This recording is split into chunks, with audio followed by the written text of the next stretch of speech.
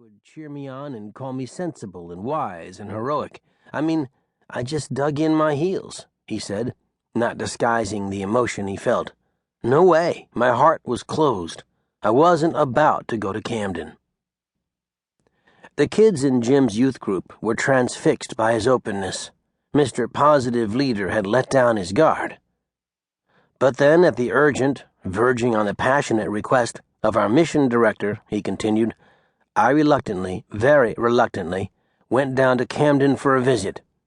All the time I was thinking, this is a waste of time, since I had already made up my mind.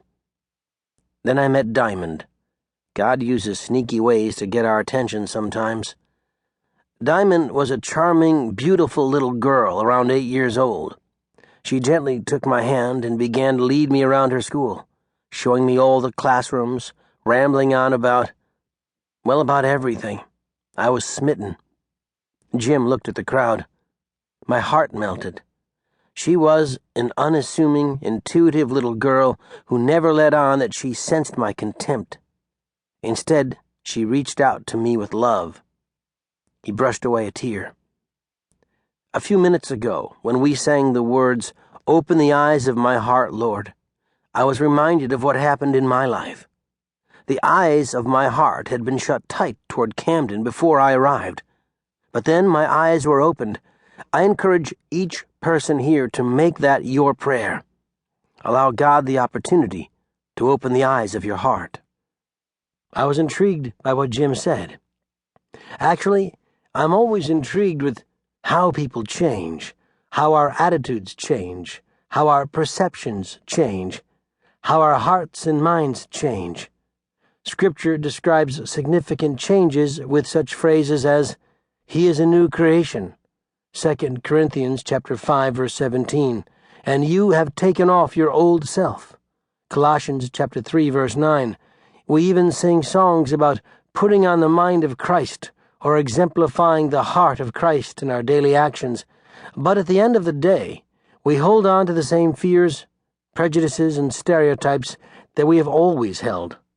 The truth is that changing, no matter how big or small the change we need to or choose to make, is a difficult process. Road marker. Sometimes we have to cross the road to discover the things that will change us. In Jim's situation, change came because he went to a place he didn't want to and encountered people he would have rather avoided. Real change wasn't because of intensified personal prayer, a voracious consumption of Scripture, or even a warm, fuzzy experience with other believers. Jim's willingness, albeit reluctant, to venture into a place he had excluded from his life dramatically changed his perception and attitude toward a place and people. And his changed perception was now changing the perception of others. Jim's heart changed because he crossed a road, entering a place he had previously turned his back on. God's Spirit seized that moment and sparked what would become a radical change. Roads are definitely passageways, but they can also be barriers and borders that govern our decisions, direct our movements, and control our lives. In New Jersey, where I live, roads often isolate certain communities from others. Highways don't simply get you from point A to point B.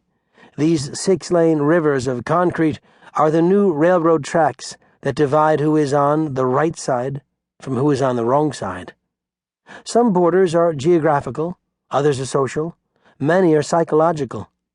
If we are completely honest, all of us have places, situations, and people that we do our best to avoid. Given a choice between taking a left turn toward that which makes us uncomfortable or a right turn toward the familiar, we take the right turn every time. Our fear may be precipitated by too much information from past negative experiences, or ignorance from a lack of information. Needless to say, crossing roads and borders is tough work. It takes energy, intention, and a whole lot of courage.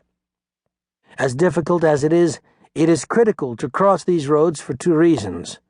First, Jesus, who models a road-crossing lifestyle, calls those who follow him to do the same. Throughout his ministry, at every turn, it seemed Jesus crossed barriers, borders, and boundaries. Because of his commitment, Jesus' spiritual life